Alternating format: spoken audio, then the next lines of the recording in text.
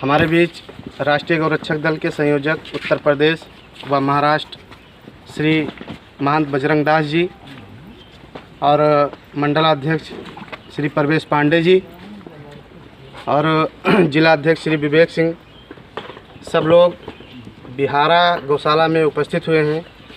यहाँ पर आज गौ पूजन व गुड़ रोटी का कार्यक्रम रखा गया है, जिसमें गौवंश को गुड़ रोटी खिलाने का कार्यक्रम रखा गया है।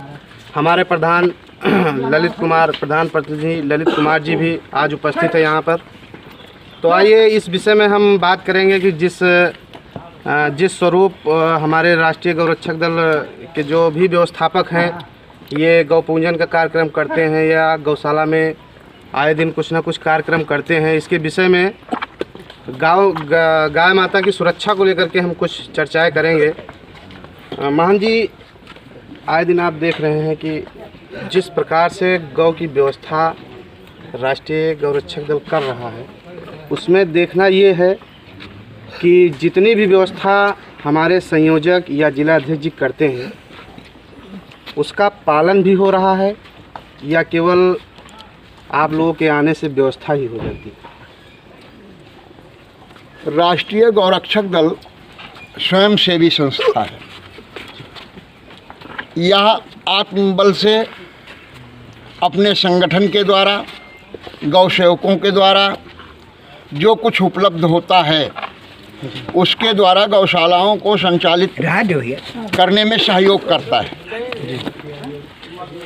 वह भी संवैधानिक तरीके से मनमाना कोई कार्य नहीं करता। कोई भी कार्य करने के लिए पहले प्रशासन और शासन को अवगत कराने के बाद राष्ट्रीय गौरक्षक दल गौशालाओं का निरीक्षण करना, गौशालाओं में जो कमियां हैं उनको दर्शाना, अवगत कराना और कमियां जो हैं सो उनको दर्शाते हुए साथ साथ जो गौशालाओं में गौ माता के प्रति जो भी व्यवस्था सुचारू रूप से चलाई जा रही है उसको भी सामने रखना।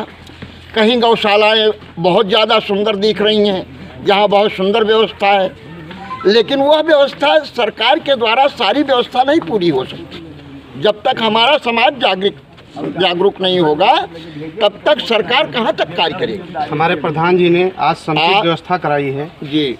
जिस तरह गौशाला की व्यवस्था आज इन्होंने कराई है जी, बहुत ही अच्छी व्यवस्था सुबह से मैं देख रहा हूँ। पानी की व्यवस्था हो या चारे की व्यवस्था हो या गौवंश को जो भी व्यवस्था गौवंश के बारे में करना है उन्होंने जितना हो सका कराई। लेकिन उनका कहना है कि एक टीन सेट की व्यवस्था ठंडी आ रही है, एक टीन सेट की व्यवस्था कराना है। इसके लिए जब तक टीन सेट की व्यवस्था यहाँ आने में पिछली बार मैं आया था, जनरेटर एक है जी, वो अभी पुराना है, पूरा पानी नहीं उठा पाता है। जब 4 घंटे चलता है तो एक हौज भरता है। ऐसी स्थिति को मैंने पहले भी अवगत कराया था कि जनरेटर एक नया होना चाहिए। दूसरी चीज़, यहाँ बिजली की व्यवस्था नहीं है, अंधेरा है, रात्रि के समय में जंगल का मामला है, कुत्ते हैं, सियार हैं, गौओं को क्षति पहुँचा सकते हैं, पहुँचाते भी हैं। ऐसी स्थिति में मैंने कहा था कि कार्रवाई होती रहेगी, कागजी कार्रवाई होती रहेगी। पहुँचिए, एक्सचेंज साहब से कहा जाए, वीडियो साहब से कहा जाए, एडीओ साहब से कहा जाए, तब तक के लिए गौवंश के लिए, प्रकाश के लिए कोई न कोई व्यवस्था वो सुचारू रूप से करें। मानवता अलग है और मानवता के साथ साथ मानवता यदि है किसी में तो उसका दायित्व तो बहुत बड़ा होता है। पत्थर की मूर्ति अन्य विनय करने से पिघल जाती है, अनुकूल प्रतिफल देती है। मानव क्यों नहीं पिघलेगा?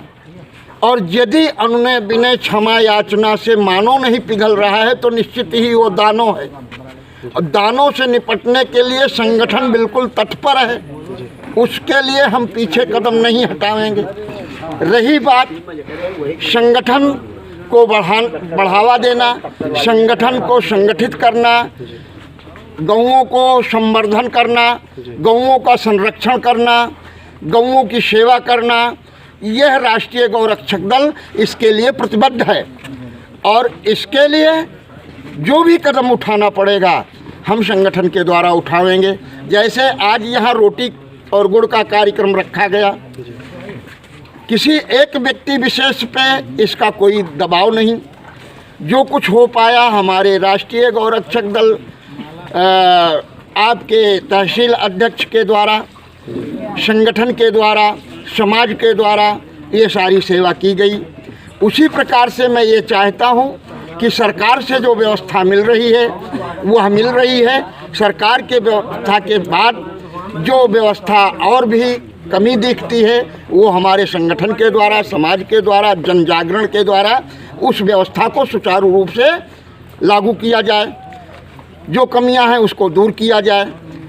जब तक जन जागरण नहीं होगा, जब तक जन संगठन नहीं होगा, समाज संगठित नहीं होगा, तब तक हमारी गौ माताएँ सुरक्षित नहीं होंगी। इसके लिए हमें ही आगे आना होगा।